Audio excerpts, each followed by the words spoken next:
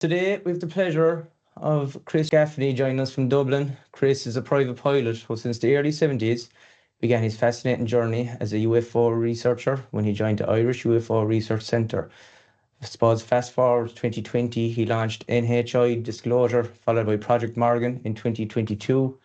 On top of that, Chris serves as the Deputy National Representative for ICER, the International Coalition for Extraterrestrial Research. Did we get all that right, Chris? That's all pretty right there. Yes. Lovely stuff. Yeah, but actually, it's just a little bit of hard work, So, yeah, I'm just happy. And thank you for having me on the show, John. Thank you for having me on the show. No, it's a pleasure. Thanks for being with us. Cheers, bro. Let's chat about this enigma, or I suppose fascinating subject of UAP. Exactly. That just does not go away, and in fact, there's growing arms and legs, and even more arms and more legs as we speak. There's an awful lot going on, not only here in Ireland, the EU, but also globally, and maybe in the next couple of years we may get to the bottom of actually what is going on. So exciting times to be alive, lads. Exciting times indeed. Really is. I suppose, Chris, just to start us off, just kind of give us a background of yourself. What kind of sparked your interest in UAP, UFOs? I suppose as I grew up born in the early 60s, so I may not remember Apollo 11, but I certainly remember some of the other Apollo flights on the moon. That just sort of sparked my imagination, and probably with an awful lot of researchers from my vintage, let's put it that way, we all watched Doctor Who growing up. That kind of got our imagination going. And back then it was acceptable to question things. And I remember the best part of my education was at St. David's, a Christian Brothers School in Artane.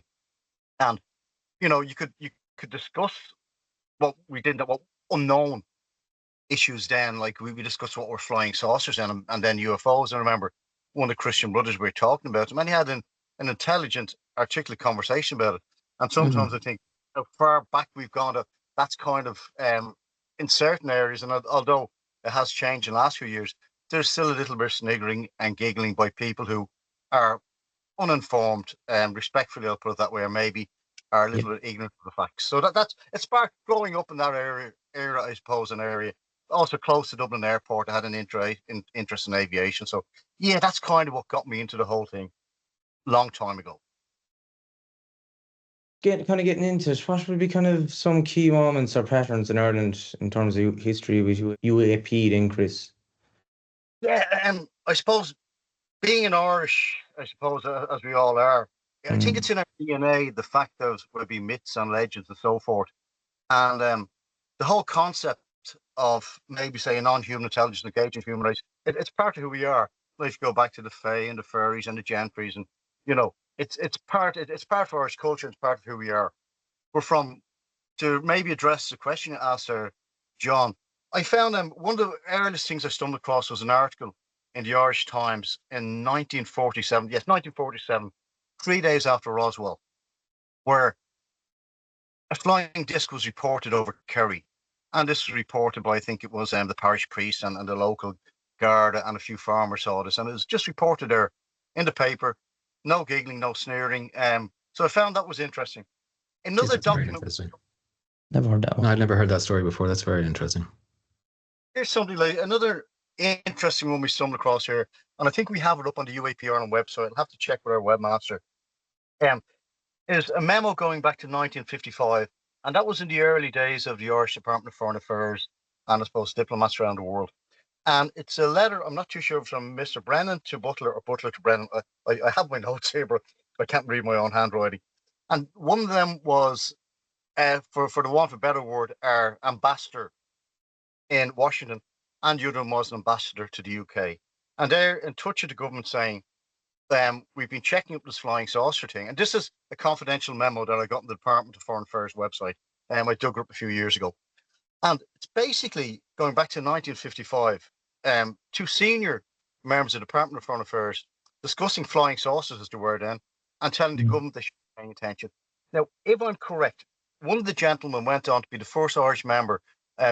He would have been the Secretary General of the United Nations. So these are fairly big hitters in the Irish government in the day discussing flying saucers. So that's a document that goes back. So, we do have credible documents in Ireland. We do have an offer, I suppose, paperwork indicating that the official narrative from the Irish government, there's nothing to see here. But that's actually not. And I suppose there could be another interesting one that we have more recently will be, I think it was Vice Admiral Mark Mallet was head of the Defence Forces here. I think he retired a few years ago. But we did some digging, and I got an FOI to him, and usual thing, nothing to see here. I went for an internal review, and the result of the internal review was, we do have documents, but we cannot release them. Documents on UAP, UFOs, and this is from the head of the Irish Defence Forces. They cannot be released under Section 32, I think it is, of the Freedom of Information Act, that these documents could be detrimental to security of the state. Now, that's at the very interesting. My follow-up on that was I got in touch with the Office of the Information Commissioner. I don't know if you're familiar. They will take up, if you're not happy with an FOI and you're not going to go to court, they will take up a case. So I got in touch with them. They looked into it and they investigated. The head of the Defence Forces here, Information Commissioner, investigated him for, I wouldn't say illegally, but for being in breach of the FOI Act by not releasing documents in UAP. So there's some interesting cases here going on in Ireland with the government regarding UAP that are probably below the radar that most people don't realise. Now, this came to the attention of the Irish Times, I believe. The Irish Examiner, when they were doing some research, they stumbled across my research as well, and so did, I believe, it would have been at the time would have been the Irish Times as well. So some of the broad, I suppose, some of the bigger newspapers, respectable ones, are taking notice of the subject now. So there are just a few off the top of my head, a few cases there that will be, I suppose, important in the history of UFOs in Ireland, or UAP, or wherever we'd like to call them. So I think they're just cases that pop into my mind. So three fairly interesting examples of the history Ireland has with UAP. We actually came across your article. Well, it was an article by Niall Fairter. Is that how you pronounce his name? He's Sunday World journalist. I found it very interesting. Good guy, yeah. Yeah, he actually mentioned about yourself. Was it back last summer or something? Was it maybe you had that chat? Yeah, that's correct. Niall's a good guy. I don't think he's no longer in Ireland. He probably will be one of the best journalists we have. Well, not probably would be one of the best journalists we have, who putting out some really good, credible, well-researched information on UAP. And I think it was in 2021. I think it was Alison Bray ran the first decent article in Ireland UAP. At the time, I think it was with the Irish Independent. It was Media House, which is part of the Irish Independent Group. And she did a very good article on UAP. She also touched on, I think it's a 2018 case off the west coast of Ireland that we may talk about a little bit later when we're talking about sightings. But yeah, so I think, and so did Conor Gallagher in the Irish Times. He mentioned some of my stuff as well. He did a decent article there about a year and a half ago. So yeah, it's definitely definitely getting attention in the proper parts of the media. Into the more mainstream, yeah. Yes. Oh, that's mighty. I suppose, like your years of research, Chris, you're at this since the early 70s. I suppose, what would be the most compelling UAP case that you've ever encountered here in home soil? Oh God, there's so many. Yeah. If anybody has, any of your listeners have an interest in, I suppose, UAP case or UFO case in Ireland, there's two wonderful books by Karen Lally and Dermot Butler, Conspiracy of Silence and States of Denial. They also have a third book that deals with, I think, it's sheep mutilations just north of the border. But they're a must read. So one of my favourite cases would be, I think we'll touch on, I could be talking here all week about cases in Ireland. But I think I'll just touch on one I liked, I think it was in the 60s. There's an Aer Lingus Viscount, and this is actually online somewhere. You can get the interview of this. It's an Aer Lingus Viscount that landed in Dublin Airport, and there's a pilot there, and obviously his first officer. And they saw what they call, something anomalous flying towards them over the airspace between the UK and Ireland when they're coming into land, into Dublin. And actually fascinating how the reporter, the respect shows to the pilots, there's no sniggering, no jeering.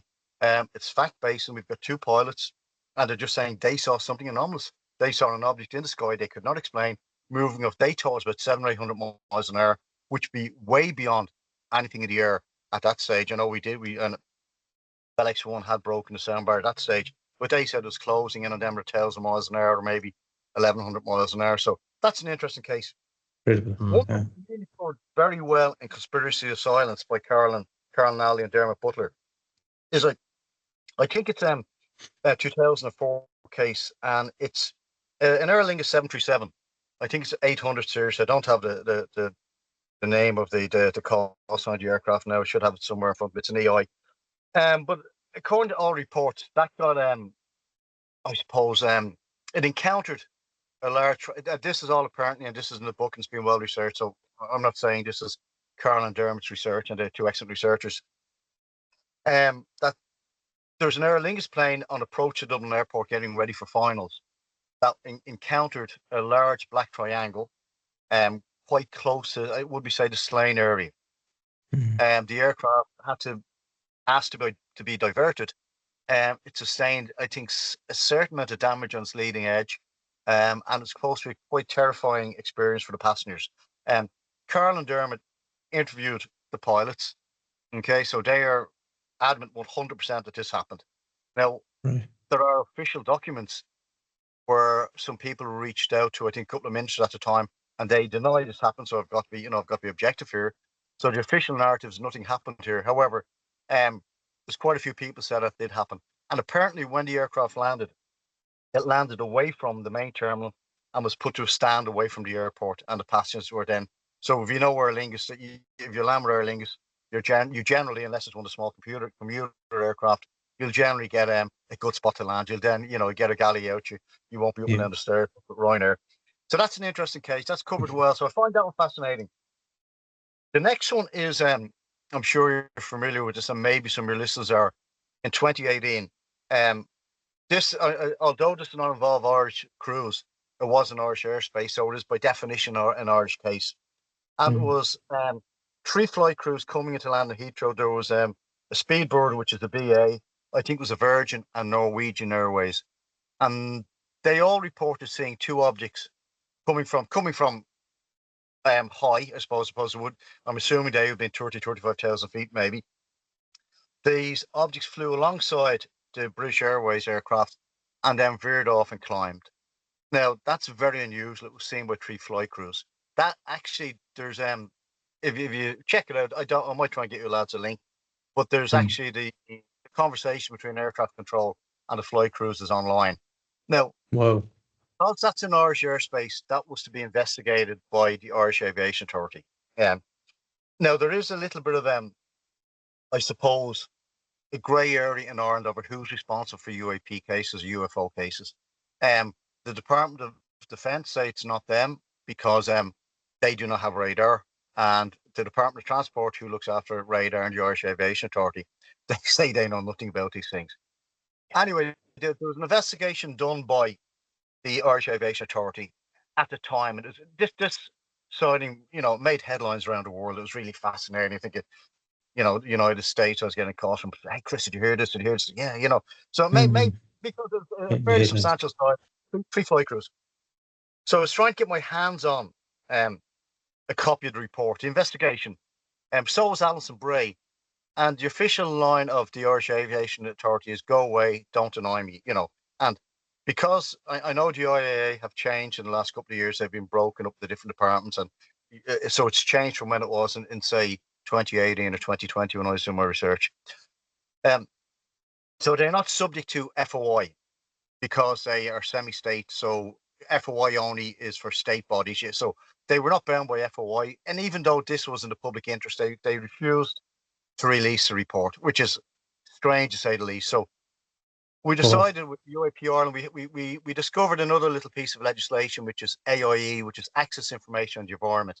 So all companies and corporations are bound by that. So we went after the IAA under that legislation, and they ignored us again. So this is very strange. So I got in touch with the Office of the Information Commissioner, and they instructed the IAA to review the case and release the files. And to this date, the IAA have refused to do so. So if there's nothing going on, just give us a report. Exactly. Yeah. So they're just hoping to go away. That's an interesting case there. And again, what we do and what I do is it's all based on documents. Anybody can have stories. We can all tell great stories. They're fascinating. And we can sit down and have a few points and say, yeah, that's mad. But our take is here at UAPR, and I'm with my stuff, unless it's documented, it's just a story. So we tend to stick with documents and first-hand information. So that's an interesting case there that, and there's so many more. Actually, and last year, and I do not investigate UAPs or UFOs, and either do we at UAPR, and there are some people out there that investigate them, and they do a great job. I think we actually should investigate our own stuff, and we may talk about that later. But I got an email out of the blue, and it was from a gentleman who I think he's in his early 70s now, and he was saying that I think it was in 1975 in Clontarf. It was a summer night. He was out with his girlfriend. I don't, I think around Dollymount Strand area, and they were sort of doing what people did. I know, lying back looking at the sky, and he described an object where he said was as big as Crow Park, at roughly 1,000 feet, moving quietly over the city. And this is a man who's no reason to lie. He said for years it wrecked his head.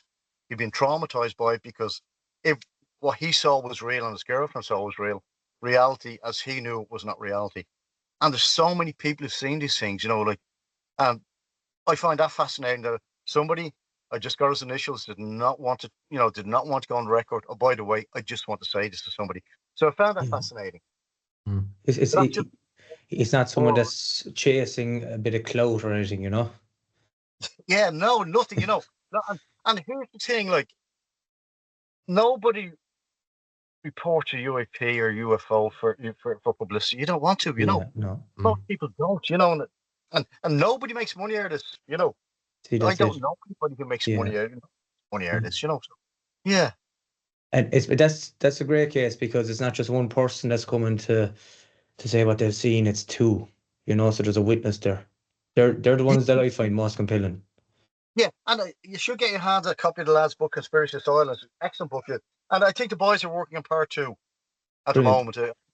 That's mad, Chris, because I've been into the UAP, as I said to you there a couple of weeks ago on our phone call, for years, and I've never come across these authors or these books, to be honest with you. I suppose, now that we're talking about UAP in Ireland, Ireland has a long legacy of really good investigators. There's my colleague from Dr. Eamon Ansborough, who's been he's based in Boyle County, Roscommon, which, incidentally, I don't know, I think it's Chris O'Dowd is doing it.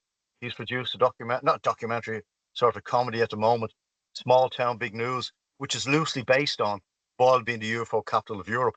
And I'm sure Dr. Ansborough would agree. He's a phenomenal UAP researcher here in Ireland.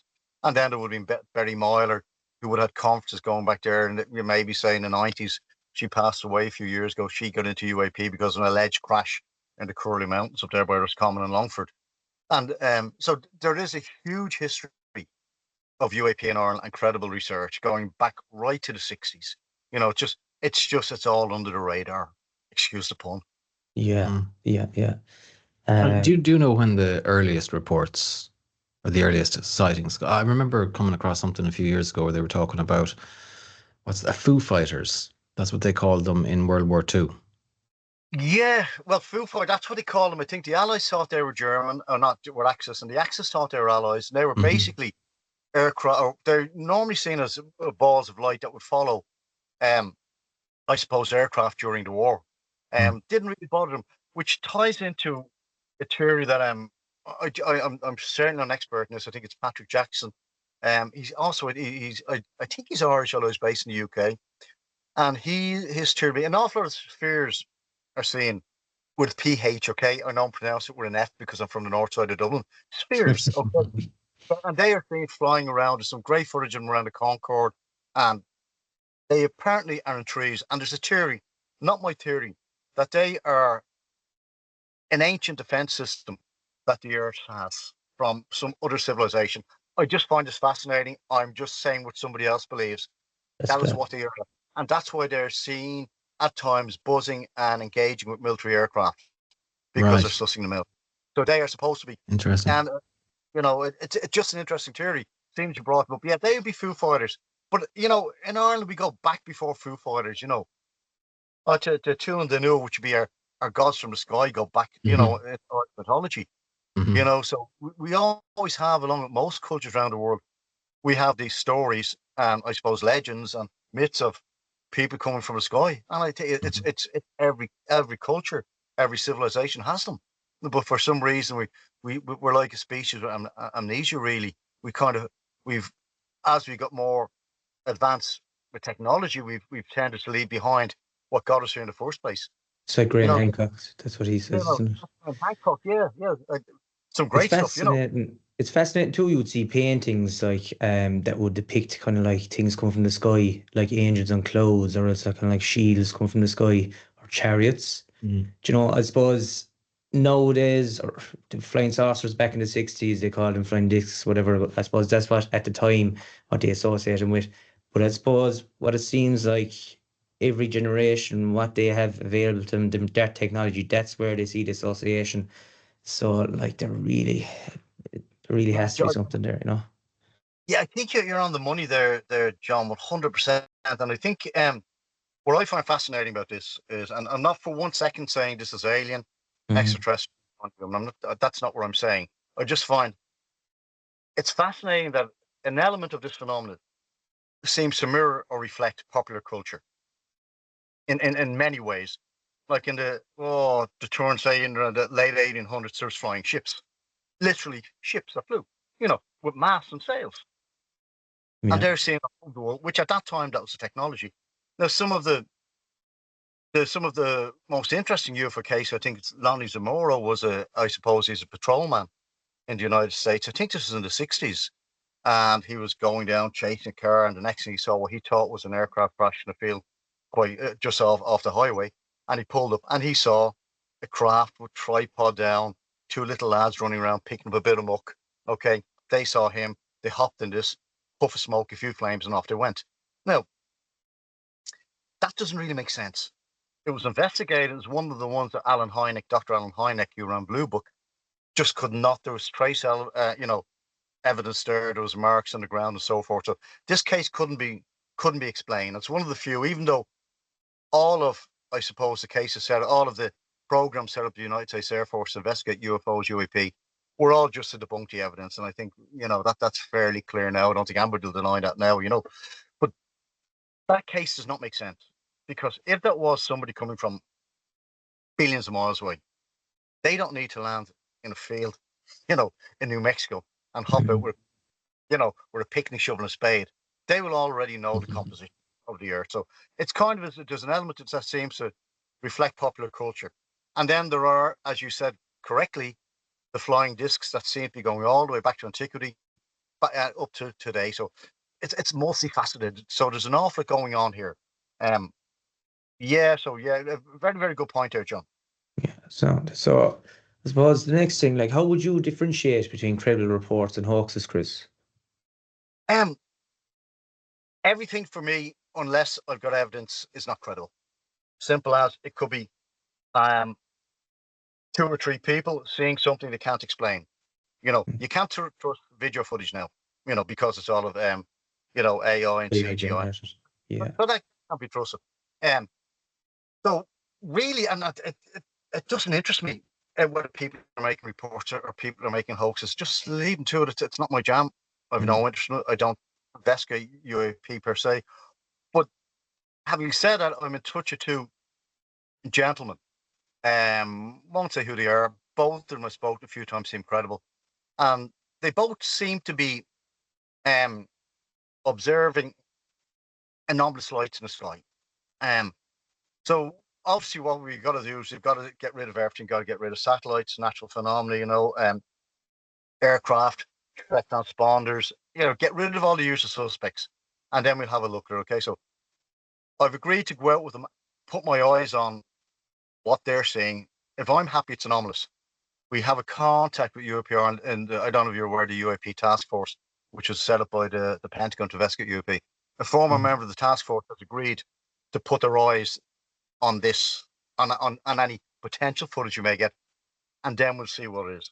And then it may be unidentified, and that's what we're looking for there. And we're not going to say it's it's anything else, it then becomes unidentified. Now maybe we'll try to get technologies that if this carries on, or if there's more reports from these gentlemen, that we can and there's two separate cases, two separate gentlemen that can we can investigate. So that's interesting. And it's only because I know these two folks we're doing this. But generally speaking, people make hoax. Go ahead, hoax.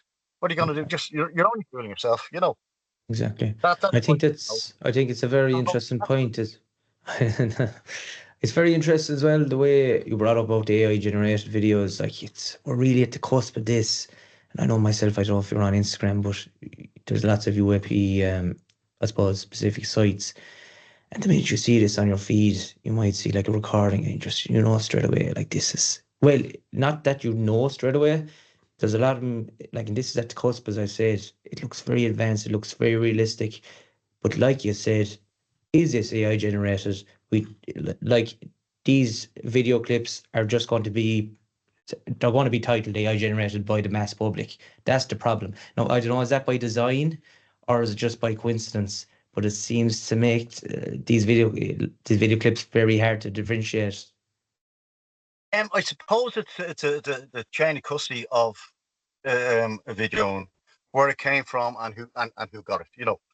So unfortunately, there could be some really credible people getting some great footage, but as you said, John, it'll be just all put down as, you know, as fake, unless there's more evidence. There is an interesting case, and I can't think of the lady's name now. And once I go off, where she will, she's a European scientist, Beatrice. I can't think of her second name. I apologize if she listens to this. She's an astronomer. She got some really good evidence. What she did, she looked back on plates. They had, I suppose, plates which would be photographic plates of the night sky going back to, I think, in around the 50s.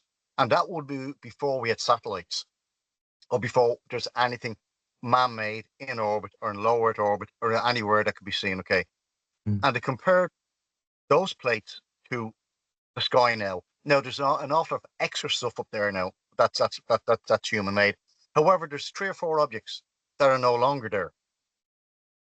So that plate, which is an authentic plate, photographic plate, shows 3 objects that just come across stars for all intents and purposes. However, they had to be, or apparently they must have been, and I have to be very careful how I phrase this, they appear to be artificial. And that's going back to the 50s. So that's interesting there. So Beatrice, I can't think for a second. I apologize.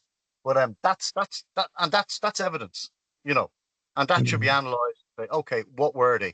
They weren't stars. I know stars can explode and that type of thing, but having said, there's a little cluster 3 of them here. So, and interesting. Now that I say that was in around the time that there was, I think, the Washington flyover, and not saying it's connected, but that was I think around 1950. I could be wrong here, lads. But I think there's a flyover where apparently or allegedly some objects flew over the White House in Washington and so forth. Yeah, I remember seeing that footage. Yeah. So what was that one as well as back in the early 90s? It's very famous over in America as well. San Francisco, is it? No. Oh, just the Phoenix Lights. Phoenix Lights, yes. Yeah, that's an interesting case. Although I would probably know more than you would, lads, about that. I found it a fascinating case with multiple witnesses, and I think, wasn't it the governor who he sort of, I can't think of his name offhand now. The governor said he sort of made a joke about it and that type of thing. And then afterwards he came out saying, well, I have a pilot's license. I saw what you saw. I don't know what it was, you know. And then question. By the way, I think, wasn't it Kurt Russell was a private pilot and he was coming into land and he saw the Phoenix Lights as well as a private pilot. Yeah, that's interesting. Kurt Russell, he sort of went on the record after and said, Actually, I watched a short film debunking that before I watched the actual footage, and it convinced me. The debunking of this convinced me. They just used a little bit of camera trickery, and they made it out like these lights were military flares that had been falling, and this is why they disappeared. And I believed it for about 2 years, and it was only I stumbled across something and watched it again and realized that it's amazing how easily they can, if you haven't looked at all the evidence, but you skip the evidence and you go to just someone debunk this for me, they'll debunk it for you. And without your knowledge, they've left a bunch of information out, or they've inserted information out and they made a fool out of you. But Yes, that and I found that here, case very interesting. The reaction of the governor. They brought out the alien to make a big joke about it, but funnily enough, he turned around then shortly afterwards and admitted that he saw it himself. yeah, and I think here lies the problem. Just because the moon looks like a golf ball doesn't mean there's a golf ball, and you find there's an awful lot of people who are debunking the information that's coming out now at the moment, and they're just purely debunking it. They're not doing science, and it's kind of flipped around the other way, because it's the credible UAP researchers that are producing the good science, and the debunkers saying, no, it's not, it's this, that, and the other. And my colleagues would say, well, where's your evidence? Well, we don't give you evidence. Well, hold on, we're giving you the evidence that this is real. We're giving you the data. Data is everything. This is what it is there, and I make a joke, the moon looks like a golf ball, therefore, according to the debunker, it's a golf ball. Well, actually, no, it's not. We know this. And so it's a real. There's one of my colleagues in UAPR, and I won't give his name out because, he is he's a scientist, and he's a serious scientist, and he had no interest in UAP until he started reading I suppose the reports from, we will call them the official debunkers, Arrow and so forth in America, and he's going, well, this isn't science. Where's your evidence? They're not producing evidence. And the people who are reporting UAP and doing the homework, like Dr. Answorth, they're producing the evidence, but yet somebody will come along and say, well, it was this, that, and the other. That's all it was. So the science now, it's kind of flipped, has been done by the UAP researchers, and whereas to a certain extent, and I'm sure there's some good science done by I suppose people who do not believe the phenomenon is real. I accept that. But an awful lot of the good science has been done by the UAP researchers. So it's kind of turned a full 180 there. I just thought I'd add it.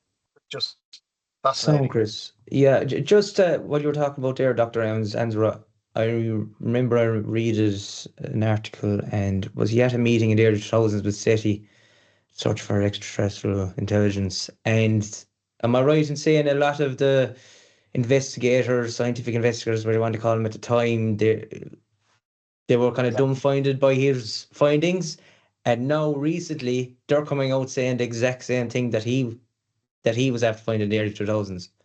Yep, I think to Mr. Well, I call him Eamon because he's a friend, and we had breakfast with him there a few weeks ago, and he would be giving presentations in front of SETI with astronomers, and they would walk out and they would not shake his hand, and they would tell him he's playing a disservice to science, when in actual fact he had done the proper research. And now, as this evolves, you can now see that SETI are now getting involved in UAP research and non-human research. So Eamon was well ahead of the game there, and kudos to Dr. Ansborough, and he still is. He's still doing some great work. It's just he's kind of quiet. He keeps below the radar, but he's working on some really good stuff at the moment. So hopefully we'll see soon enough. You might have him on the show. Yeah, brilliant. All from the small island of Ireland, I should say. Okay, well, now do you mention that? Okay, and I hadn't intended to talk about this. You mentioned Ireland as our small little island. We are on this subject where I find fascinating. We're certainly punching above our weight. So if we take that, what sparked people's interest was probably in 2017 when the footage came out from the Pentagon. I think it was a Tic Tac to go fast and a gimbal. That sort of made headlines around the world. And then we wonderful people like Lou Elizondo come out and say, this is real, and lose his pension, lose everything he had just to push this narrative. Then you'll have some people who will disagree with him. Well, it's okay to disagree, but be disrespectful. I don't like that. Okay. Yeah. So that evidence came out because it was Christopher Mellon from the Irish family, the Mellon family. Okay. Christopher Mellon's an Irish American. He got that evidence, if I am correct, before he passed away. Obviously, it was Senator John McCain, another Irish American. So he got that to Christopher Mellon, an Irish American. So if it wasn't for the role of the Irish Americans, we would not be where we are now. We probably would not be having this conversation. So am I right in saying he's the secretary? He was the Secretary of Defence. Is that right? Yeah, he was a former Deputy Secretary for Defence under two administrations. Very vocal, very Irish, and the same as Harry Reid. And we get and then we got Danny Sheehan, the attorney Danny Sheehan, the Sean Cahill. The fingerprints of this process, the Irish fingerprints are all over this, and it's something I don't think we should ignore. And then I'm not sure if you're familiar with I suppose Skinwalker Ranch and NIDS and Bigelow big Institute. And then we have Dr. Colin Kelleher, a Dublin man who's one of the lead scientists for NIDS, National Institute for Discovery Science, and investigated I suppose Skinwalker Ranch. I think Niall did a wonderful interview with him. Niall Fedder did. Maybe if you're listeners, that's what we're checking out. Okay, the good book out there. Yeah, I think it's Chinga to Skinwalker something. Yeah. Yeah, that's the one that I kind of delved into a lot there. I think was it Skinwalker at the Pentagon. Great book. what's the name of the guy from Coast to Coast? That would be Art Bell. Was it George Knapp, Oh, yeah, and Jeremy Corbell, yeah, they were Corbell. both looking into that a lot. I watched the documentary on it as well. I think it was by Jeremy Corbell, but that's fascinating. That's and we've got to understand that I suppose Dr. Colin Kelleher, he got in, he started working for the Bigelow Institute. He was not a UFO guy, he's a scientist, and he was brought in to do the science, and then and that happened so much. And we'll take say some of the best books that's been written in the last couple of years in UAP, in my opinion, will be I suppose anything by Richard Dolan. So if anybody wants to get books, read anything by Richard Dolan. He's got great stuff. And he was an expert on the Cold War, and I think he's going off to take a chair in the university. And he decided that one of the two of the students asked the questions during the Cold War about UFOs or UAP and what they were. So he decided to do on maybe summer vacation or something, or summer time off to few months off, to do a little bit of investigation to UFOs, so that when the students asked him again next time, what's this UAP thing, he could say, listen, it's all this. And then the more he dug, the more he realized, well, there is more to it. And now he said he could not go back to his job on the Cold War. He's an expert in the Cold War, writing books on the Cold War. He couldn't do that. He had to dedicate his life to this research. And another good book would be In Plain Sight by Australian, well, he's actually New Zealand, he's an Australian journalist, Ross Coulthard. And the same thing again, Ross Coulthard had an interest in UAPs, UFOs. A couple of years ago, he decided, well, I'm going to write a book about UAPs and UFOs and debunk the whole thing and then go back to what I'm doing. And the more he dug, the more he got in touch with contacts, and he has lots of contacts. He goes, well, this is real, and there's something very big going on here. So it's funny, the people who go in skeptical will generally, if they go in with an open mind, will a lot of the time turn to the side, yes, this is real, and it warrants, it's begging for scientific study, whatever UAP is. So that's something interesting I find, lads. Yeah, that's brilliant. I suppose, Chris, well, how would you say about what role does technology play in investigating UAP today?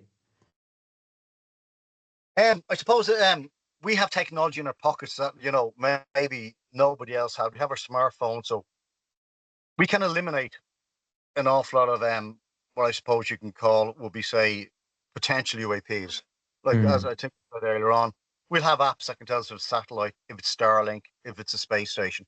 We can also have aircraft finders that will be tracking flight trackers that'll tell us if it's an aircraft or a transponder. And we've also apps that can tell us what's going on in the night sky, and we have an idea. So technology then can eliminate an awful lot of what would have been unidentified going back in the past. So it's anything outside that box then maybe you have to look into. So for you and me, we can eliminate an awful lot of things. And there's nothing I won't say enjoy more will be, but just I enjoy. And as I said, I do not investigate UAP. However, a lot of my friends say, Chris, I saw this last week or saw that. And I go, okay, let's have a look at this. And I'll say, I think that's the International Space Station. And they go, okay. And they say, no, let's check out where you were, what time it was, what elevation, where was the space station. And then we say, okay, that was the space station. So we can, with technology now on the internet, we can eliminate an awful lot of potential UAP. Now, what now with the stuff that isn't, I suppose, immediately identified, there is technology now that can pick up what Dr. Arms calls a technical signature of UAP, which can say more about it, maybe what it's made of or what it's doing or that type of thing. There's a good app, I think, it's called a Phenom. That's worth checking out as well. I think that's by it's called a Phenom. I think that will eliminate an awful lot of false sightings. But just getting back to the point here, I'm going off topic here a little bit. There is technology now that can, by looking at an object, tell us an awful lot more about it. And the idea would be that if you get 2 or 3 points of reference, that can then give us height, altitude, speed, etc. So yeah, technology is playing a huge part. in identifying and getting rid of potential UAP.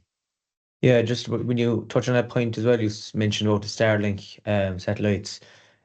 I was actually going out the road one day. I was actually by the Croom bypass. I don't know if you know that road.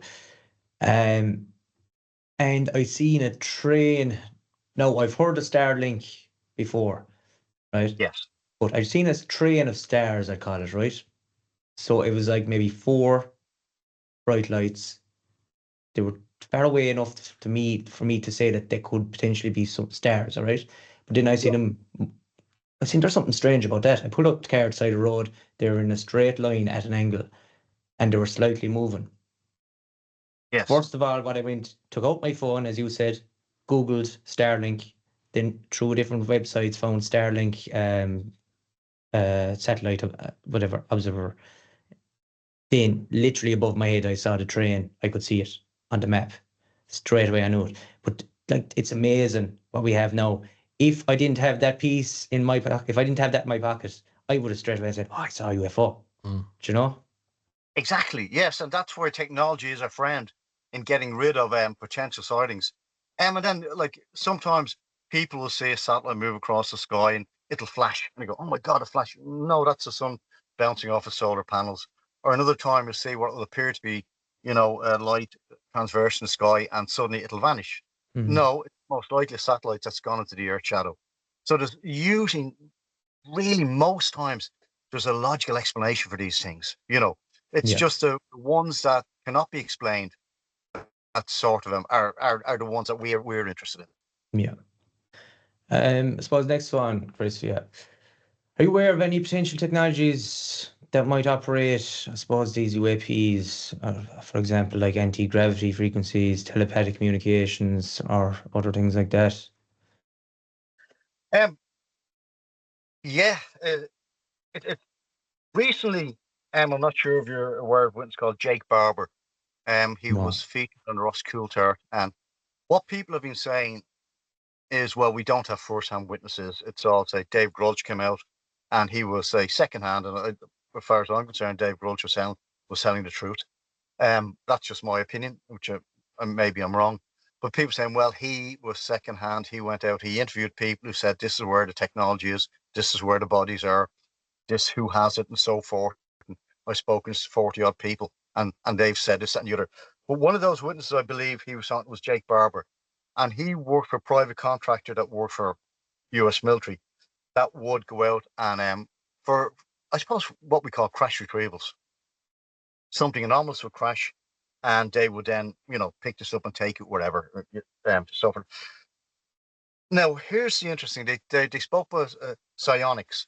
So what people are thinking now. So we're trying to stick to science, the fact it's provable, it's observable. It's hardcore. But what apparently is being discussed now is it's going back towards the woo, that there can be some type of psychic connection between the observer and the object. And what Skywatcher, which is the organization that's been set up now by Jake Barber and his colleagues, and I think it's got external funding. It's been funded by some personal funding, I suppose. I don't know who they are. And they believe that they can communicate with these objects and vector them in. Crazy as that sounds, apparently there's people can do that. There's a very good case, and maybe I recommend you check out Chris Bledsoe in the United States, and he apparently can, for the want of a better word, call in whatever these may or may not be. So there seems to be talking about but I'm sure they are anti-gravity, and and I'm sure there is a technology behind an element of them. But we're probably talking about a couple of different things here, sort of. There is, in my opinion, there's not one explanation for the UAP, and by UAP I mean the ones that are not explained. So we have this volume of sightings or occurrences that cannot be explained, and there's probably not a one size fits all for them. There's probably 4, 5, or 6, or 7 things going on, and an element of that seems to be that certain people at certain times can vector these in or call them in. And it goes back to, I think there's a protocol called CE5 that was set up by the Disclosure Project Dr. Stephen Greer. And some people, I don't know the man, I've heard an awful lot of bad things about him, but I can't comment on that. Okay, I've heard some decent. Well, but I've heard some bad things, but he would have protocol C5 where people would meditate and call in these things. But I'd be very wary Yeah, for any skeptical. to try anything like that. Okay, yeah, let's not try that stuff. Let's be careful for what you wish for, guys. Lads, Exactly. Yeah. you know, Sometimes and like ignorance is bliss. so there are you know, and there are dry shites who will, no matter what evidence you give them, will not follow this anyway, or will not believe now. So we just sort of park them. So that's my take there as well. So no matter what evidence or I suppose documentation you show people, just dry shites won't believe it. For the Yeah. want of a better expression. Then people are always going to exist, Chris. There's no helping them really. But Yeah.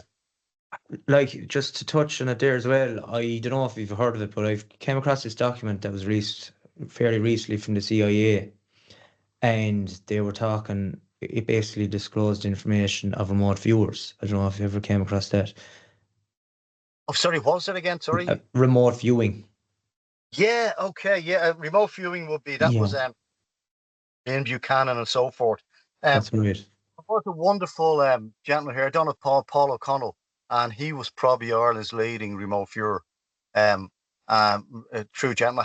I would have been in touch with Paul going back years ago. I think if anybody's interested in remote viewing, I think he appears on oh God, he gave a conference here. It might be going back about 15 years ago, and he explains remote viewing and the history of it.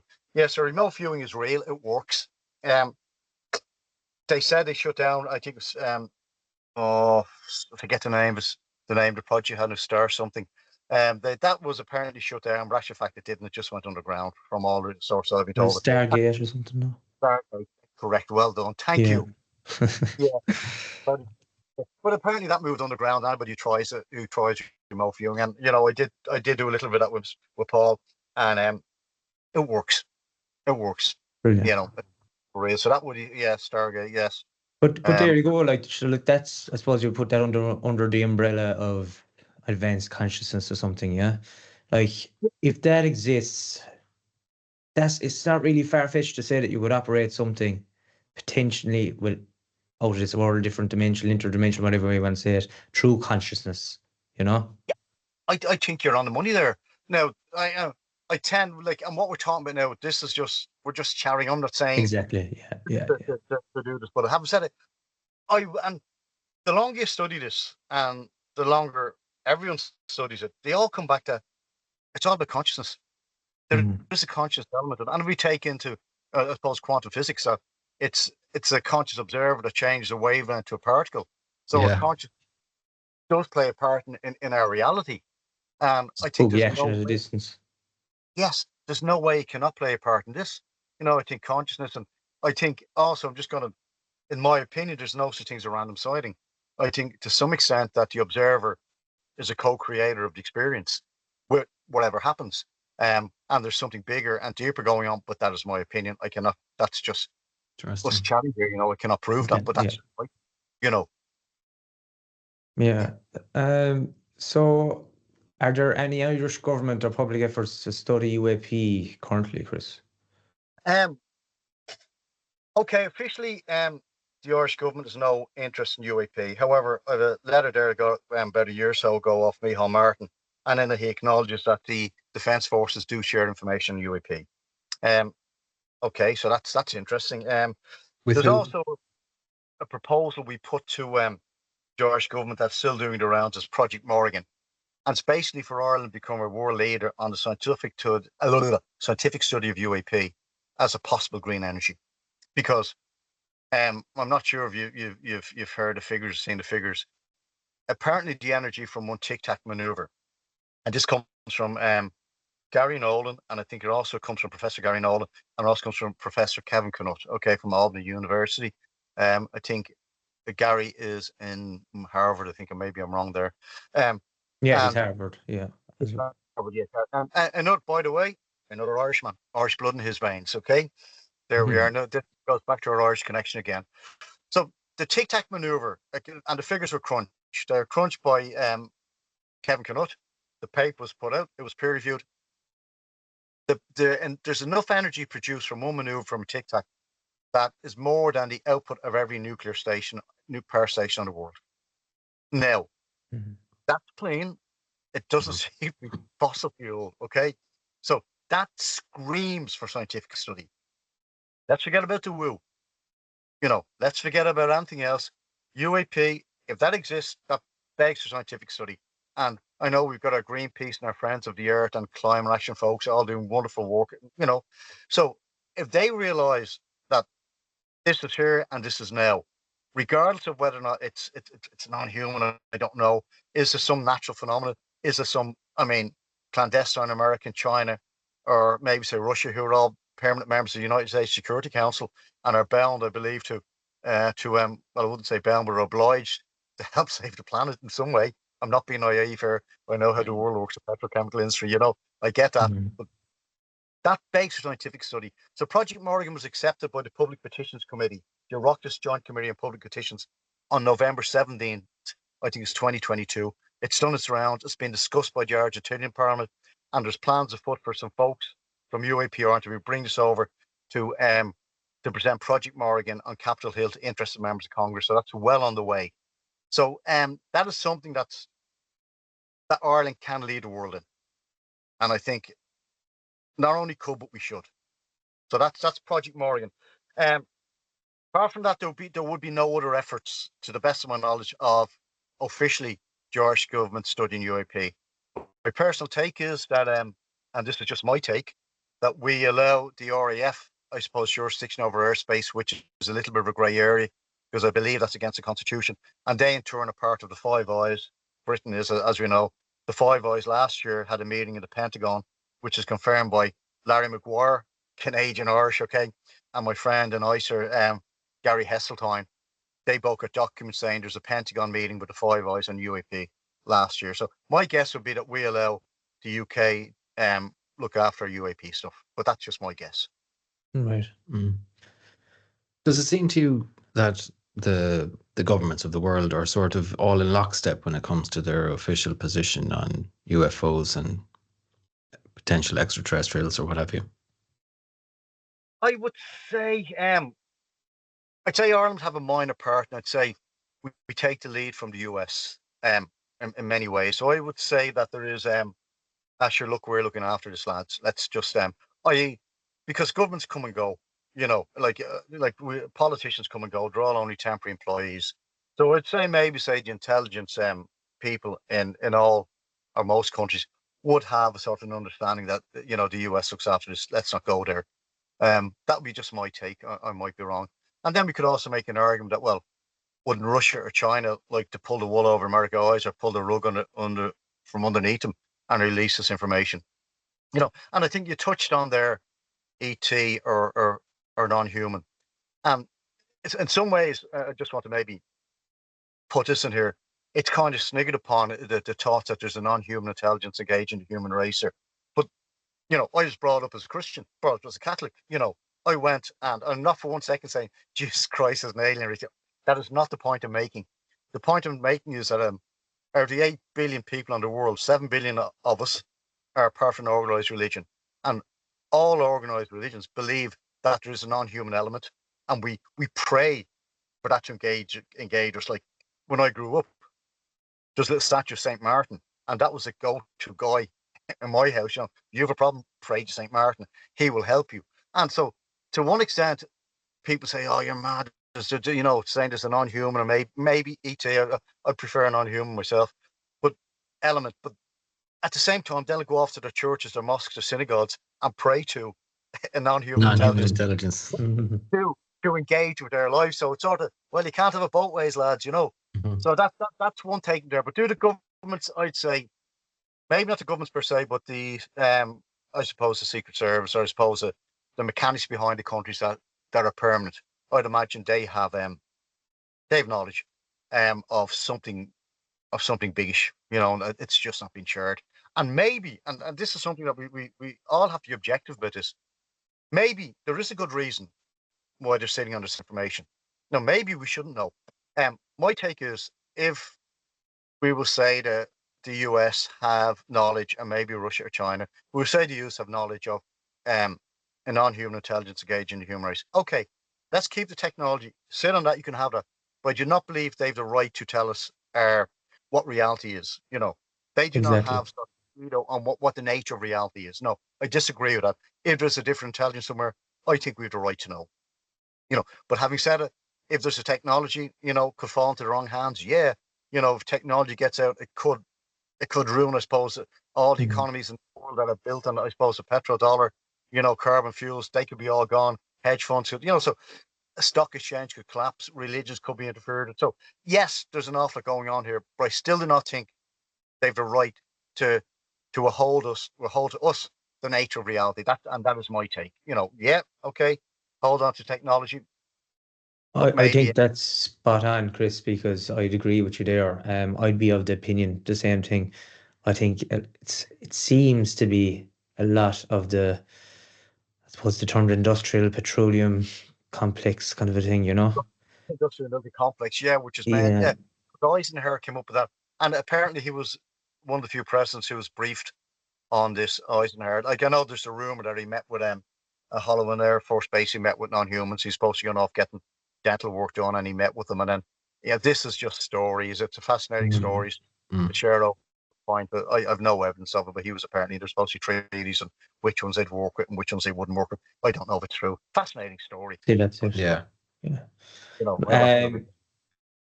Yeah, and just to go back there quickly on Dr. Stephen Greer, he has put out a documentary, I suppose, touching into this like 0 point energy kind of a thing. So he says there's scientific backing behind it, that within the ball of a pin, there's so much energy that could literally power cities, and it's being sat on by the powers that be.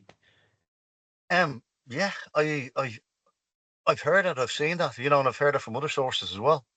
I don't know, but it's fascinating. But we can imagine, like, it'll be, if this technology was to get out, like, will it be for good? Like, it may do more harm than good. It'd have to be a slow transition. Maybe if we say that some not so nice people got their hands on this technology, imagine if that could weaponize. So yeah, let's not be naive here. The world is made in a certain way, and economies are made in a certain way. So, but my take is that, change is inevitable. The current status quo of how the world is cannot last forever, because let's be honest, we're destroying our planet. And it's a point I make as well to people, and people say, let's just pretend there's a non-human intelligence. Like, would it not come down and talk to us? Don't be so bloody arrogant. Why do you want to talk to us? Like, we're this wonderful, pristine planet, okay? Absolutely gorgeous. And we're turning it into a cesspit. Now, of course, there's some wonderful things in the world, and nature's wonderful. But, like, how are we considered to be the intelligent species on the planet when you see what we do to ourselves and what we do to the planet and what we do to other animals? So I don't know what's the Fermi paradox, where where are all the aliens? They should be here. Well, let's not be so arrogant, lads. They might want to talk to us. If there are aliens, we like, what makes us sort of head of the food chain? Who do we think we're so clever? They're better off talking to dolphins or somebody who works hand in hand with nature rather than human beings. Because let's be honest, lads, we're not. If we're the best of what there is on planet Earth, we're not doing a very good job of minding our home.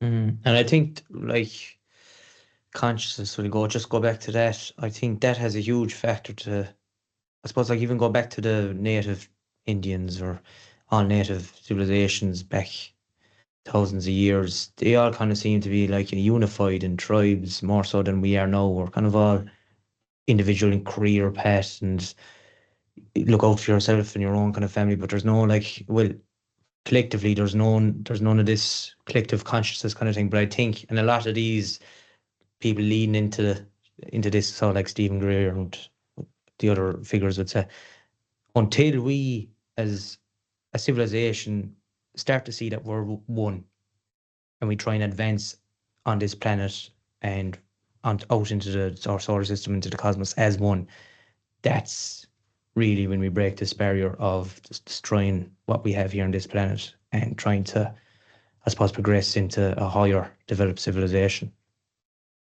Yeah, I think as a species, we're probably like, I suppose, an angry adolescent, really, we're sort of full of hormones and going around and wrecking the place. And yeah, I think we really have to. So as you said, consciousness. That is key to what's going on here. I believe. Can I prove it? No, but yeah, unless we sort of get our act together, and maybe we will, maybe we won't. But we really have to learn. And I think as technology advances, we tend to, I suppose, lose what we are as a species.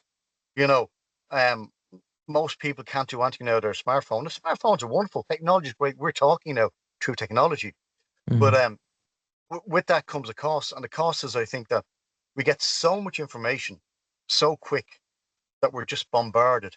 Yeah. And we can't do anything ourselves. I'm a carpenter and I love carpentry. And I've seen how the trade has changed and maybe the time I've been doing it.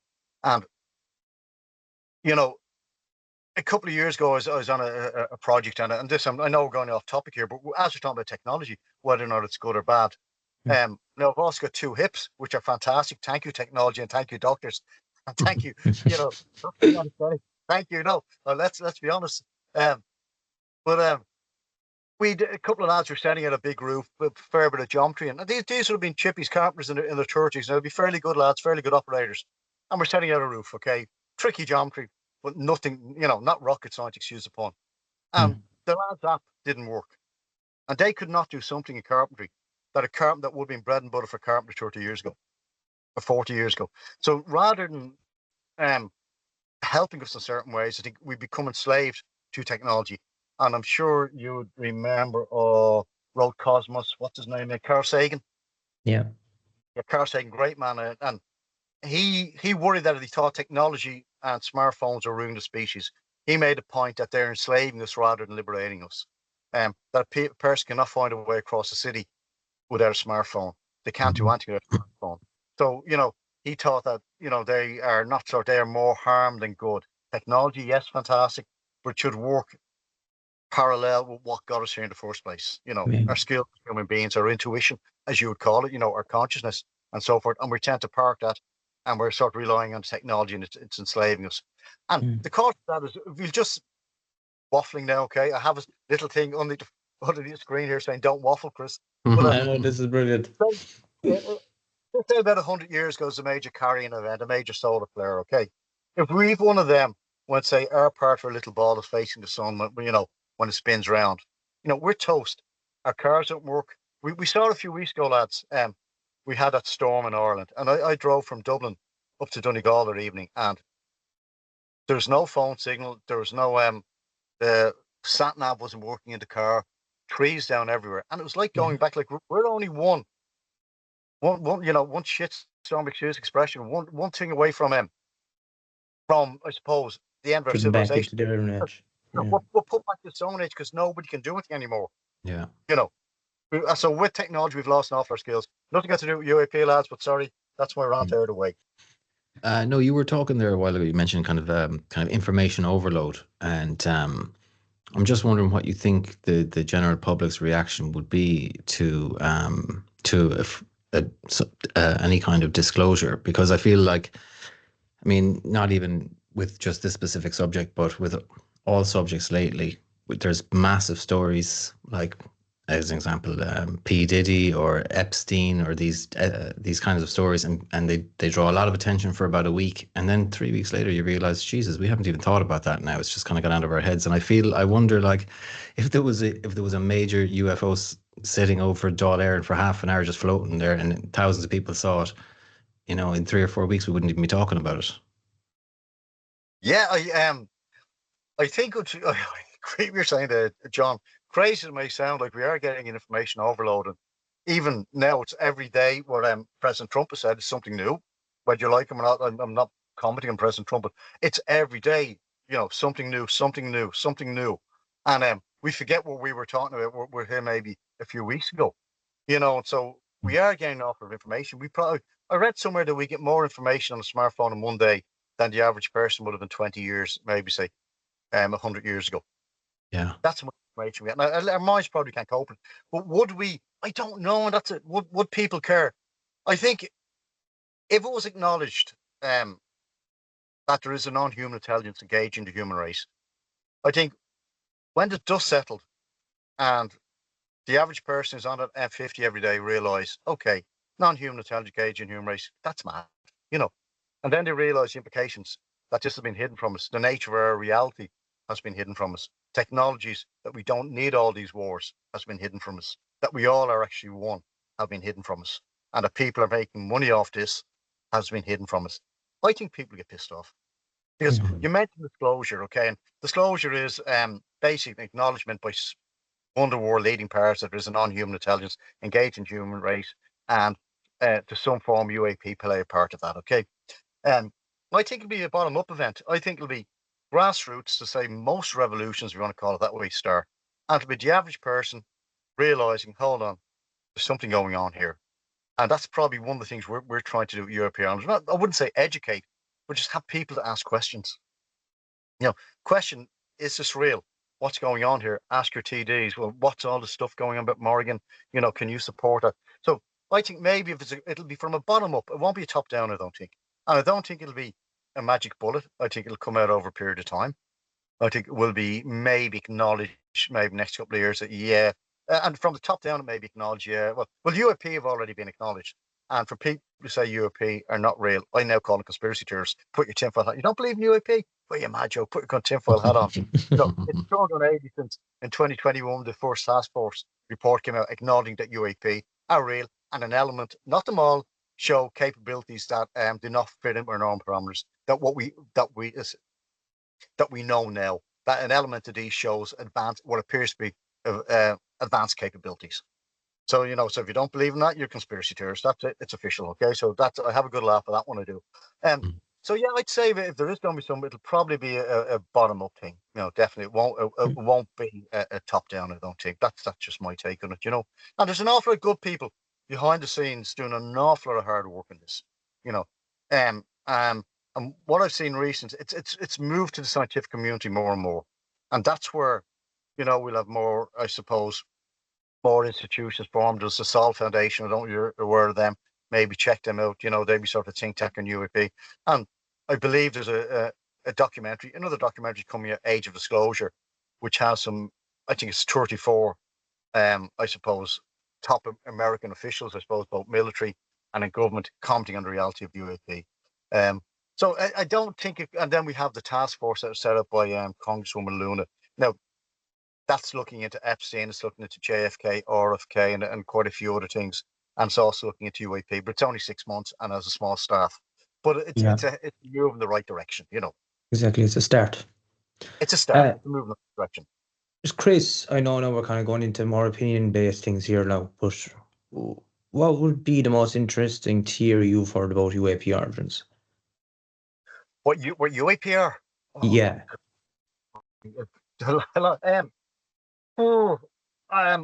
I suppose. Right. This is something I've heard and I find it fascinating. There is a non-human element behind UAP, okay? And this is just something. This is a couple of lads having a point now, okay? Exactly. So John, yeah. I'm not saying this is true, okay? But remember, I was talking to some people, and and they're saying that there is a non-human intelligence that takes a form of UAP, okay? However, it needs our consciousness to exist in our reality, okay? So whatever this is, we create the formed experience. I think we touched on this earlier. And that is why people, if we say a Christian, you know, they will see Christ, okay? Whereas maybe say, you know, somebody else will see Allah or Muhammad. And it's our own personal experiences that create the form of what's happening. And that some way is what UAP are, that we are a co-creator of it. And it's not necessarily some lad in a tin can traveling multiples the speed of light from somewhere way off in the universe. And the universe, as you know, is a very big place. That it is more a form of our conscious, I suppose, interacting with some higher intelligence, some non-human intelligence, and that's the form it takes to exist in our reality. And there's also maybe more than one forms of this intelligence. Some of them have, I suppose, are good intentions, and others may not. So that's what I find is interesting, where it may not, it just takes a form of, say, an alien, you know. And we look back to, say, the 60s and 70s, maybe even say the 50s, when there was all these galactic. Oh, I won't say the word because I know people who believe this. There were these sort of certain aliens from certain places that were coming for the benefit of mankind, and they started all these cults and so forth. Now, were all those people crazy, or were they being manipulated by some non-human intelligence? I'll go for the latter. I think that there is an element of manipulation by some of this non-human intelligence, whatever it may be, and it may not have, our best interest at heart. But that doesn't mean that there isn't some that's positive. So, yeah, that's a theory I heard. I just think that's interesting, and It's it kind of fascinating. explains an awful lot.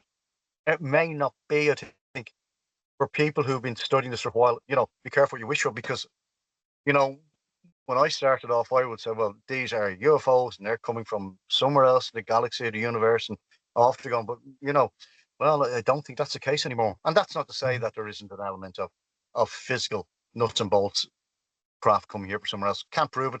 Generally don't speak about it, but maybe there is, Yeah. Hmm. What's to know, I suppose. How can listeners contribute to UAP research or reporting then, Chris? Okay. Maybe just, how can I?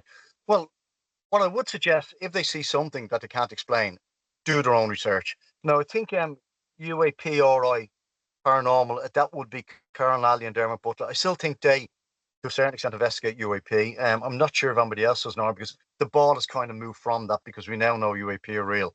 So people who are studying UAP are studying the science behind UAP. So rather than reporting UAP and saying this is real, I think the dial's been moved on that. We know UAP are real. It's a question what it is again.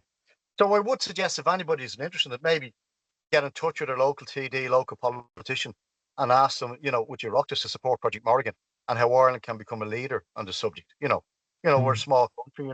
We do tend to box above our weight. As you mentioned there, the Irish diaspora, their fingerprints are all over the subject. So there is an Irish element to this. That to support Project Morrigan and so forth. Maybe they do see something, report it to the Irish Aviation Authority or report it to the Gardaí, and just ask questions, get in touch with their TD, start a conversation, start an intelligent conversation here. Like, there's something going on here, it's real, and it may very well, be the big story of our lifetimes, if not of human history, if it is true, and if it is what a lot of people think it may be. So ask the questions, don't pin your collar on a theory, because there's so many theories out there that you'll be wrong. So yeah, and just keep an open mind. Like, I'm doing this a long time. Do I know what UAP are? No, I don't think anybody does. I think they may know an element of UAP are, but I don't think anybody knows the full picture. I really don't. So yeah, if you're interested in UAP, if you see something, write it down, do your research, and take it from there. Or if you want, as I said, just report it to the authorities, report to Garda Síochána, get it on a log. And what we found in UAP Ireland is, because we've engaged with the government UAP about UAP cases, we now have set the landscape. So say a journalist or somebody, as I said earlier on, from the Irish Examiner, start looking for UAP documents. They FOI'd, I think it was the Department of Transport, and all our correspondence and our research, and about Admiral Mallet, and about Ursula von der Leyen. Ursula von der Leyen, I'm sure, I don't know if I told you, obviously she's the president of the European Union, European Commission. And she said, I stumbled across in an FOI, I stumbled across a letter from her saying that, yeah, UAP are a puzzle word you study, and all EU nations should be studying them. That's from the President of Europe. We also have a letter from a gentleman called General Claudio Graziano. I got a letter from him because I wrote to him, and he told me, that UAP is a critical event that affect the air security of Europe. All EU countries share UAP data, and he'd be taking this up with the ministers, or not the ministers, the chiefs of defence of the EU countries at next meeting. And that was General Claudio Graziano, top military man in the European Union. So that's huge. We've got to follow up on this, and I think I just encourage people to just keep digging, ask the questions. Yeah, well said. And I suppose, just to kind of finish us off, what's next for UAP studies in Ireland, I suppose, or globally? Sorry, I didn't get that. Sorry, John. What's next for UAP studies in Ireland? Well, we're pushing to bring it into academia. It should be in universities. There should be STEM funding for it, because there's something real that apparently shows capabilities way off the chart what we have. Now, that is something that begs science. So what we're doing at UAP, and we're in touch with the government, we're in touch with ministers and so forth, and we're trying to bring it into the universities, into colleges, maybe get some PhD students to study it, and we're trying to get funding in place for that. And that's a global effort. And we're in touch with people all over the world who are rallying behind what we're doing here in Ireland, because they can see that we're doing something a little bit different here in Ireland. Because with Morrigan, it's not about UAP being a threat, nor is it about a non-human element. It's about that this is real and based scientific study. And it's a different element of the conversation. So that's what we're doing here in Ireland. So I see that's where the breakthrough may come. Okay. If it's not from bottom up, and I don't know total, I think they're investment bankers. There's an awful lot of hedge funds and so forth are discussing getting involved in UAP research and involved in, and this crazy as this sounds, and involved in crash retrievals. And that is, that would have been unheard of a couple of years ago.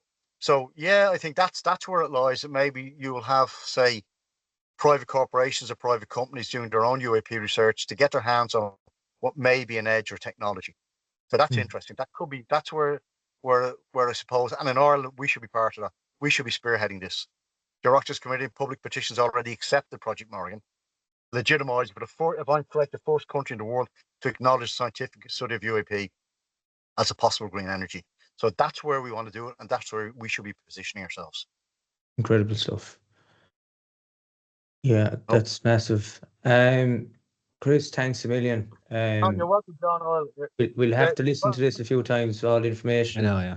It's and you're really doing, I must say, from an Irish perspective, you're really doing a real service here to us here in Ireland. And it's amazing to see. And we just need more people like that, don't we? 100%. Oh, yeah, we do. Like, we've just barely scratched the surface of what we're doing here with ourselves in UAP Army. Just like, there's an awful lot of stuff.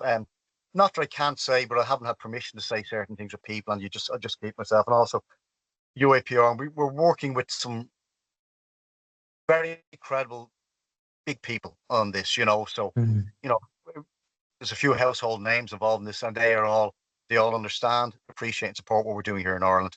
And I think, our little country can lead the way in this, and I think it's something unique about being Irish, So I'm sure you're Munster fans, okay? So there's something unique about being Munster fans as well, I think you just have to keep pushing and pushing. We really, we've we've 1 or 2 Munster fans in UAP Ireland. I won't, because a couple of the lads they keep off the record now, but a couple of Munster fans, so it's a bit of banter. Another thing as well, like we don't take ourselves too serious as well. I know this is very serious. We've got to have a laugh. You've got to live, go to work the next day, and people just don't stop asking questions. That's a science for asking questions. Exactly. We stop asking questions. I know we're finished, lads, but we stop asking questions, stop doing the science, and don't investigate UAP. We may as well go up there and turn off the Webb telescope. Yeah. We may shut it down and send everyone home for the weekend, or send everyone home. Because we stop doing science, and we stop. Science is about what we don't know and what we want to find out, what we want to study. And if we stop doing that, forget about it. And just because somebody doesn't believe UAP are real, so they don't want to study them, well, sorry, get over it. Anyway, hope I didn't answer much, lads. I have a little sticker here. Speak slowly. That's brilliant. You'll have to send us on a picture of that, and we'll tag it onto the episode for the laugh. I know, that was amazing. Chris, thanks a million. That